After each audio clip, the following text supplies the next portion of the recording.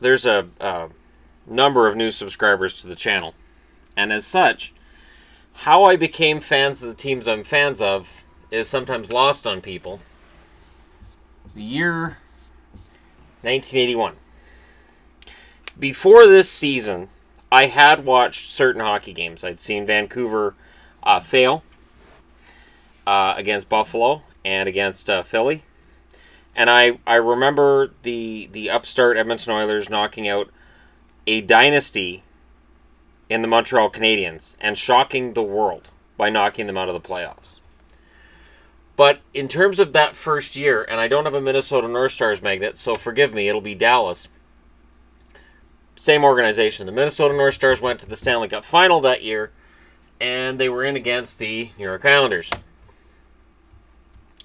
Now, as I had decided that Dino Ciccarelli was a really cool name, and I was a big fan of the goaltenders in Minnesota and some of the star players in Minnesota, I really wanted to see the Stars win it, who were then the North Stars.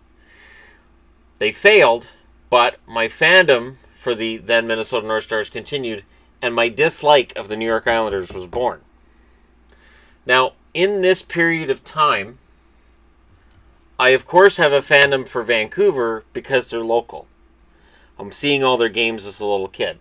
1981, I'm 8 years old, so I'm seeing every Canuck game possible on my television. And hockey was one of the few things that my father and I could almost agree on. At this point we could, and his favorite team was also a team I cheered for, which was Montreal. Yep. If I had three teams then, it would have been Minnesota, Vancouver, and Montreal. Then things start to change. 1982 rolls around. The Vancouver Canucks go to the final. And in the Stanley Cup final, they meet the New York Islanders. The Islanders destroy Vancouver and become a team I hate. Royally can't stand. To the point that as Montreal starts to kind of fade in terms of my favorite teams, these Oilers sort of become the team that I'm kind of hoping for. I'm even though they regularly kill my Canucks when they meet them, I'm sort of thinking, you know what, maybe I want the Oilers to win it. But my biggest problem with the Oilers is I kind of like the Flames a little bit more. You'll notice, of the teams I'm talking about, most are Canadian. And at this point, a separation's building. Minnesota's now second behind Vancouver. The 82 run makes Vancouver my favorite. Towel power, the underdog story, all of it makes Vancouver my favorite. And in the background, I'm like, all right, well, somebody's got to knock off these guys. The Islanders are far and away my least favorite team. 83 rolls around. And in 83, of course, the Oilers reach the finals against the New York Islanders. And they lose. Oh, it's a recurring theme. In 83, we're already starting to see a little bit of a change. Montreal's falling down my chart because they weren't my favorite. Montreal was never my favorite. So now I'm going to commit sacrilege here. As Edmonton, Calgary, and the Quebec Nordiques, who I'm using Colorado for, the Quebec Nordiques are becoming one of my favorite teams. The Stastny brothers, their goaltending, their roster in general, the Quebec Nordiques are becoming one of my favorite teams. And you'll notice they're ahead of Montreal, they're ahead of Edmonton and Calgary. And again, all Canadian teams. Where's Winnipeg? Oh, I didn't cheer for Winnipeg. So we fast forward now to 1984. 84, the Oilers meet the Islanders again. The Oilers win. I'm happy, and yet I'm getting increasingly agitated with the fact the Oilers are always beating Vancouver, my favorite team. Minnesota at this point has dropped into probably a tie with Colorado. Calgary's kind of starting to fade. And the Whalers are starting to get into the picture. This is where, and I mean, I'm 11 years old. This is where I'm starting to just cheer for teams. I don't care where they're from. I don't care if they're Canadian or American. And because Montreal's starting to fade and they're behind Quebec and Hartford, I'm starting to not like these guys very much. My father really hates this team. Really hates the Bruins. Can't stand them. The Bruins, for me, at this point, I'm still not cheering for Boston. 85 rolls around. The Oilers win another Stanley Cup. I don't like the Oilers. I've decided that Calgary belongs up in here. I'm trying to think in 85. Pittsburgh would have been up in that area too. Again, notice Montreal starting to fall. But something else is going on too. Boston starts moving up the charts. Because my dad doesn't like Montreal, and my relationship with my father is increasingly contentious. And other teams are hanging around down here. You got the Oilers, or the Blues, the Capitals. This is, of course, the 21-team league. And for Leafs fans wondering where they are, yeah, you guys are down in here too. It's the original Jets, the Sabres, the Devils, the Kings. The Kings are actually pretty low on my charts. The Rangers are pretty low too. Detroit would have been up right around Boston. And Philly, pretty low down. So this is right about where I would have had my favorite teams in 1985. It would have been, I don't care about any of these teams. I like Pittsburgh, Calgary, Hartford, Quebec, Minnesota, and Vancouver. And notice that if I like a team, odds are they move. Yeah. So let's fast forward to 1986. 1986, the Montreal Canadiens win a Stanley Cup. And I'm not happy with them because I wanted Calgary to win it. Calgary kind of bumps up past Hartford at that point. Pittsburgh takes a step down. This is right about when I start cheering for Boston. 1986, I graduated from my elementary school. On my way out the door, I am given my first ever hockey jersey, which is a Boston Bruins hockey jersey. I had fake jerseys before that, like the kind that you see kids wearing now that you'll get from Walmart. They were the right colors, and they just say the team name across the front. I had a yellow one that said Vancouver. I had a blue one that said Edmonton across the front. And that was it. But that Boston jersey, it was old, and it was ragged, and the bears had come off the sleeves. But I liked how it looked on me. From that day until now, I like how Boston Bruins colors look on me. I think it looks really nice. So I start thinking, well, maybe these Bruins. 1987. The Oilers win the Cup again, and they win it over the Flyers. The Flyers are very game in this final. But there's a problem I have with the Flyers. That while I'm cheering for them ahead of Edmonton, Edmonton at this point is now down here with the Islanders, the Kings, and the Rangers. I don't like Hextall. He's very aggressive. He's not very likable. And I can't get behind the Flyers. I do get behind the Red Wings. Okay? So the Red Wings and the Bruins are right in that same spot. The problem is the Oilers break my heart kind of with both. So the Oilers are moving way down. The Capitals make their way up into this conversation too based on the 4 overtime game. That 4 overtime game, Mason against Rudy. Pat LaFontaine scores the heartbreaking goal. I watched that entire game. I was cheering for Washington, and the Islanders won it, and I went, of course the Islanders won it. Remember, this is 87. This is 4 years out from the huge Stanley Cup juggernaut that they were. This is one hell of a team. Sadly, the Capitals would become that story for me. 1988. Something happened in 1988. The Bruins went on a run. The Bruins went on a run to the Stanley Cup final. I watched the whole way. I was so happy that year. Now, this is around the time that the Nordiques start to fall for me in terms of my fandom, because the Nordiques looked kind of directionless on the ice. It was hard for me to get behind them. Minnesota is that lovable underdog. So I'm still pulling from them since 1981, and now I've become a Bruins fan. 1988, great year for the Bruins, and this is when my father and I watching hockey becomes contentious. I don't think he ever understood why I cheered for an American team, and I would openly be challenged by him. And I started singing the Star Spangled Banner before every game just to drive him nuts. Yeah, I would sing the Star Spangled Banner before a hockey game because I knew it would make him angry. And I legitimately wanted Boston to win everything. And I was a huge Andy Moog fan. When Andy Moog was kind of let go by the Oilers in favor of Grant Fuhr, I always thought, and to this day believe, Andy Moog was the better of the two goaltenders. I always believed Andy Moog was a better goaltender than Grant Fuhr.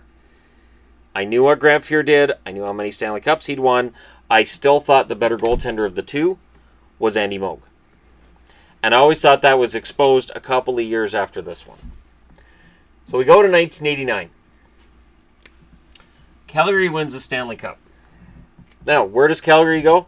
Oh, they drop way down to here. Why? Well, because Joel Otto. The Vancouver Canucks, in those Stanley Cup playoffs, were 43 points behind Calgary in the regular season, but in the playoffs, they lost in Game 7 in overtime. And it was Mike Vernon's glove that beat them, and it was Joel Otto's skate. And there you go. And from that moment forward, I hated Calgary. Couldn't stand them. To close out the 80s, Calgary had gone from one of my favorites to, yeah, I really don't want to see them anymore. To the point that I didn't hate the Kings anymore. The rest of these teams had kind of dropped. The Devils had kind of come up a little bit because, with that name, New Jersey Devils, of course. And they had an underdog role going for them too. But again, Quebec would have been right around equal to them. Hartford would have been right around equal to them. And Washington. So there's my top tier. There's my second tier. Now, anybody who's watched my videos about who my favorite teams are, you'll notice this is still the same. This really hasn't changed in almost 30 years. 1990. Who wins the Stanley Cup? The bloody Oilers. Who's now my least favorite team in the NHL? That's right, the Oilers. You guys are learning. Who did they beat in the final? That's right, Boston. The power goes out in Boston Garden. I still remember Andy Moog sitting on the back of the net, and I remember thinking, we're jinxed. We can't beat Edmonton. This is awful. And it was. And that was the darkest time for me as a Bruins fan, and I had just become a Bruins fan 3 years before. This was Cam Neely's there, Andy Moog's there, Christian, Bork. I mean, the players that I loved in Boston, just, it was crazy. And by 1990, I would say that this is right about when my fandom between Boston and Vancouver kind of starts getting muddled. I'm 17, getting ready to graduate high school, and at this point, I had started buying a couple of jerseys, and the first two I bought were Vancouver and Boston. Both white jerseys, both home jerseys. At the time, home teams wore white, and I wore the Boston one more than Vancouver. This was starting to be an issue for me. Who do I really cheer for? Minnesota, lingering way back here. Way back. Minnesota, at this point, is in danger of falling back to these teams, especially Washington, who I'm really kind of pulling for to win something. 1991, the year I graduate high school, and in 91, Vancouver is hot garbage. But towards the end of the year, they make a trade. They trade out Dan Quinn and Garth Butcher, and they get back Robert Dirk, Serge Momesso, Jeff Courtnall, and Cliff Ronning. And I told friends of mine coming out of high school, the Canucks will be a really good team next year. I got laughed at so much. So much. And then, playoff time, well, look at Minnesota. Now they rise up. Why? Because these guys, the Penguins, who are now taking their spot at the bottom, The Penguins have run through Boston to get to Minnesota. I was so close to Boston, Minnesota in the final. I was all ready for a Boston, Minnesota final because I didn't think the Penguins with Mario Lemieux were going to do anything. I really didn't. And then they did. They did pretty well. So Minnesota moves up in 91 to the point where I'll have them overlap a bit with the Bruins. The Bruins don't take any kind of a dive in terms of my fandom. And things stay pretty consistent from there on. Quebec, and I'm sorry that I'm using the Avalanche for this, but I don't have a Quebec sticker or Quebec magnet. Quebec is still probably fourth at this point, and Hartford would have been fifth, with Washington in sixth. And already by 91, I'm thinking I'm never going to see these guys win anything about the Capitals. Now, from then until now, the things that have happened to change this appearance. When Ottawa came into the league, Ottawa immediately had a fandom from me because I have family in the Ottawa Valley area. So family of mine lived near there, and my mother had a strong connection with there. And while I had a contentious relationship with my father, I did not have that contentious relationship with my mother. And Ottawa is an expansion team. I thought it would be fun to pick up an expansion team and watch them. And I was okay with the Sharks, but because the Sharks were in the same division as Vancouver, I couldn't really cheer for them. That's when that whole thing about, well, if they're in the same division as the team I cheer for, I can't cheer for them. So while I take my share of jabs from people who think you can't cheer for more than one team, I will agree it is a challenge to cheer for more than one team in the same division, which is why that became an issue. At some point, Boston and Ottawa became an issue. Ottawa has the worst first year of any team in history. Debatable whether theirs is the worst or Washington is the worst. I would say you can make an argument for either. I would argue it's probably Ottawa that's worse than what Washington was, but you guys can discuss that amongst yourselves. Quebec stays right in about here, even though Quebec is no better than Ottawa. Quebec has been hot garbage for a while. So what happened? Well, you can see the logo. They became the Avalanche. In the mid-90s, when they moved. So now we're fast forwarding to 96. When Quebec moved to Colorado / Denver, and immediately they get Patrick Roy from this team I can't stand. I don't want these guys to win jack, because I've cheered for them as the Nordiques for years, and they've done nothing. So I don't want to see them go to a new city and win anything, because I feel bad for fans from Quebec City. They win the Stanley Cup their first year. This is right about the time where I'm kind of convinced that the hockey gods hate me, because I've watched the Rangers win a Stanley Cup in 94 over these guys. I've watched the Devils win a Stanley Cup playing very boring hockey. The most boring final I've ever seen in my life was 95. And then 96, I watched as Colorado wins the Stanley Cup that Quebec should have won the year before. I watched this as Quebec Nordiques fans finally realize their dream, but it's in Denver. So yeah, they drop like a rock. At no point in time does Toronto become a favorite team of mine. I have favorite players in Toronto. I like Rick Vive and I like Bill Derlego because they started out as Canucks. I never have any faith in Toronto goaltending. And that's from Mike Palmateer to Alan Bester and beyond. And even, Felix Potvin had a couple of good years, but there was still always that weakness in his game. There would always be that weakness. And you'd be like, oh man, he allowed another one. And there's another one. And I'd never been a fan of Doug Gilmour while he was in Calgary, so when he went to Toronto, it didn't help their case there either.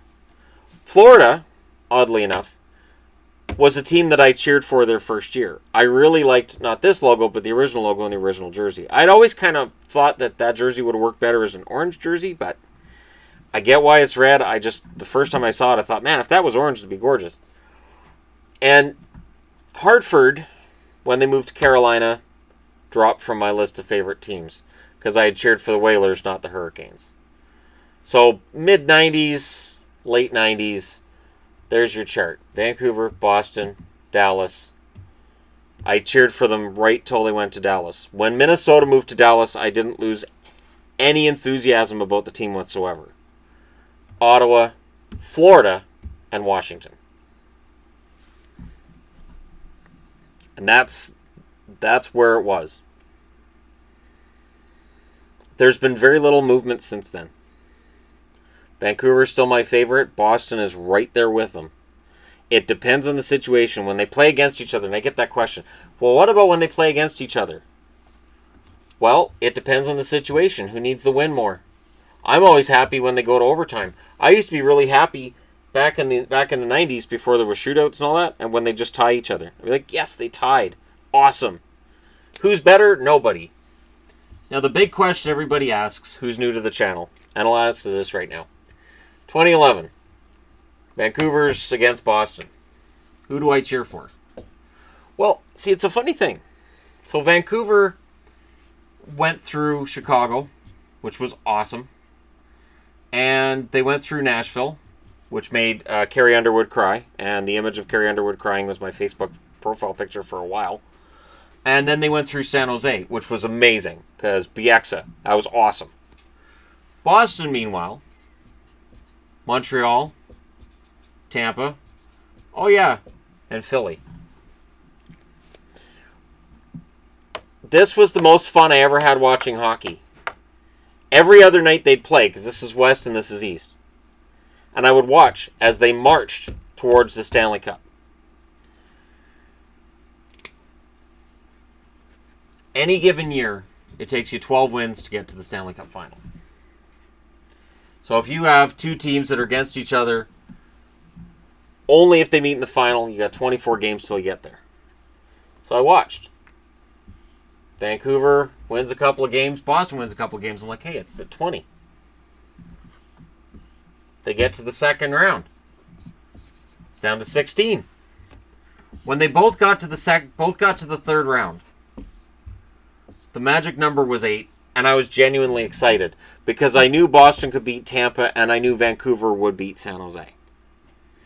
I was very concerned about Tampa, and yet, as a Canucks fan primarily, I kind of wanted Tampa because I knew Vancouver would have an easier time with Tampa than Boston. This 8 became a 0. They were meeting up with one another. There's something interesting that happened, though, before the series started. So, it's no secret that I live in British Columbia, not too far from Vancouver. And by the time Vancouver gets to the final, everybody's a Canucks fan. Everybody in British Columbia always believed in the team and always thought they were awesome. And all those times that I thought I'd heard them putting the Canucks down, well, they really weren't. They pretended they were, but they weren't. Before the final, I heard a lot of Canuck fans talking smack about the Bruins. Oh, we'll beat the Bruins. Why? We're better. How? Well, we've got the Sedins. They've got Bergeron. They've also got Chara on the point. The Vancouver Canucks, the closest they had was Ehrhoff. And Christian Ehrhoff was great that year, but he was no Zdeno Chara. Thomas Luongo. Now, the way it's all remembered, there's all this crosstalk between Luongo and Thomas, which was just silly. And I'd always, anytime I heard that, I'm like, I wish these guys would just shut up and just play the game and just forget talking about each other. Because both of them were, there was large egos between the two of them. And I don't look at either goaltender and say, oh, well, he was worse. They were both bad about it.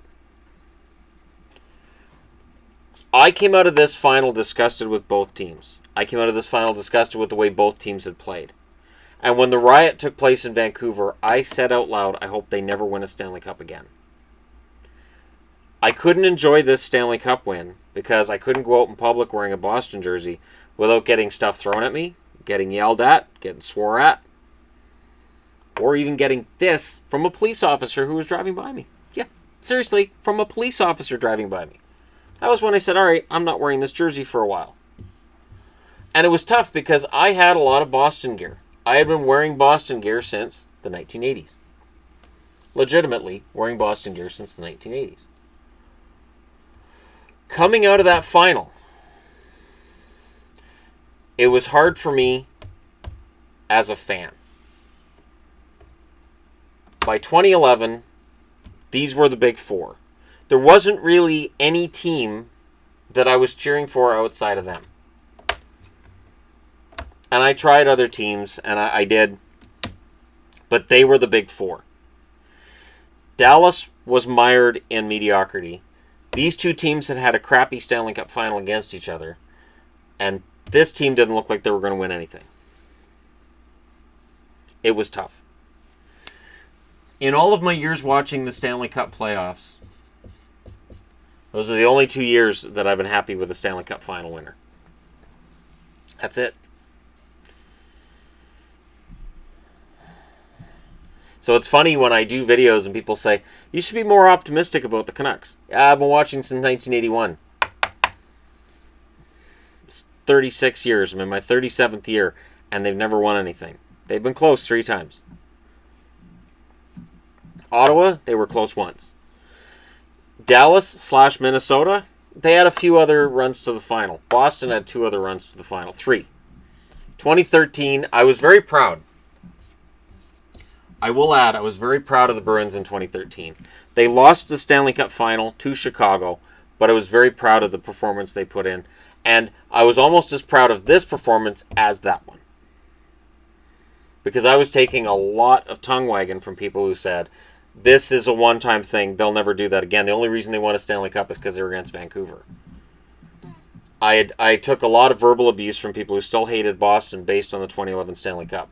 When they went to the final in 2013, I was able to say, so, are Boston a good team now? No? Interesting. Which is part of the reason why, when I look at what Boston's doing now, and I look at Charlie McAvoy, and I look at guys like Bjork and Danton Heinen, and all these kids coming together, and I look at the Boston Bruins genuinely looking like a team that could put together a run, like in 2013. And people are like, they're still crap. It harkens back to what I heard in 2011. Boston was never taken seriously. Every single round I watched as people online said, well, it's just the Bruins. We'll beat the Bruins. And then the Bruins beat them. I'm like, how did the Bruins beat us?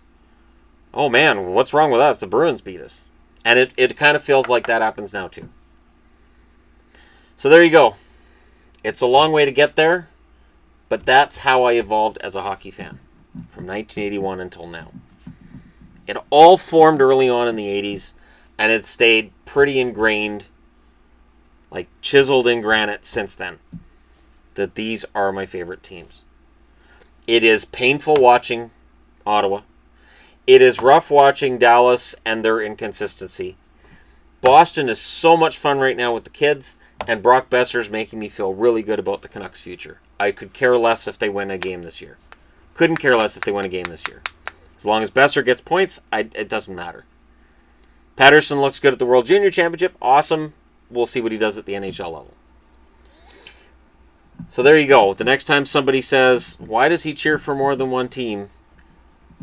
This is it. And this will probably be the last time I explain it. There's 4 teams I cheer for, and then these other teams in varying levels. But those are the 4.